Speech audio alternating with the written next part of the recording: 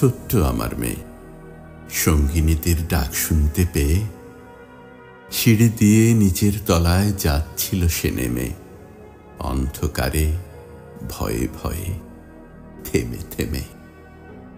হাতে ছিল প্রদীপখানি, আঁচল দিয়ে আড়াল করে চলছিল সাবধানী।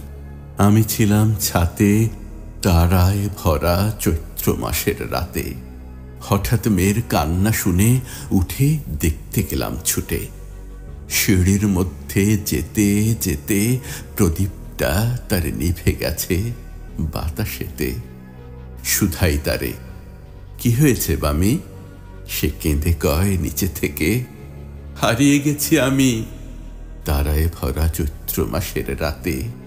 ফিরে গেছি ছাতে, মনে হলো আকাশ পানে চেয়ে আমার বামির মতোই যেন অমনি কে এক মেয়ে নীলাম্বরের আঁচলখানি ঘিরে দীপ শিখাটি বাঁচিয়ে একা চলছে ধীরে ধীরে।